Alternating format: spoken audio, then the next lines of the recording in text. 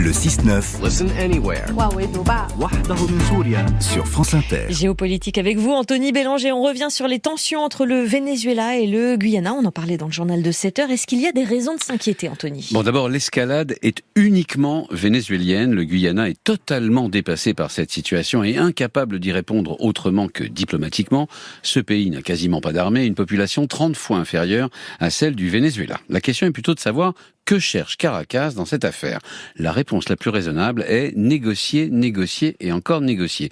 Le régime de Nicolás Maduro est sous embargo et ne peut pas exporter son pétrole vers les États-Unis, son unique client. Or, le pétrole vénézuélien, très lourd, ne peut être traité que dans les raffineries états-uniennes du Golfe du Mexique, des raffineries qui, justement, ont trouvé dans l'or noir du Guyana un substitut parfait aux fournisseurs vénézuéliens. Pas question pour Caracas de se laisser ainsi concurrencer et donc de se priver de milliards de dollars à venir sans réagir. Cette escalade avec le Guyana est donc d'abord une façon de ramener tout le monde à la table des négociations afin de trouver une solution partagée. Mais Anthony, on ne fait pas la guerre pour des raisons uniquement économiques. Il y a effectivement d'autres raisons, cette fois-ci plus inquiétantes. Il suffit pour comprendre de regarder qui sont les alliés de Caracas, et ce depuis des années. On y retrouve les usual suspects, à savoir l'Iran, la Russie et la Chine, des puissances qui entendent remettre en cause l'ordre mondial tel que l'Occident l'a bâti à compter de la fin de la Seconde Guerre mondiale.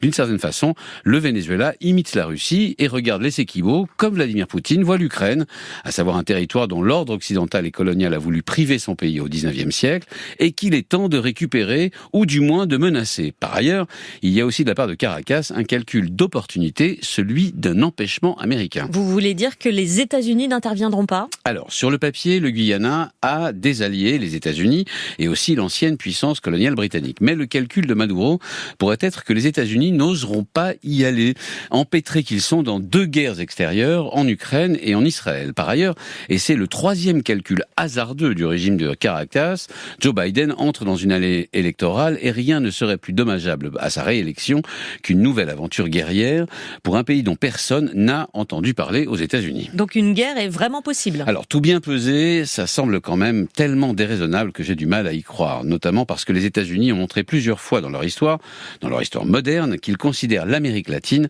comme leur arrière-cour et qu'ils refusent d'y être défiés sans réagir. Reste une explication très prosaïque à cette escalade.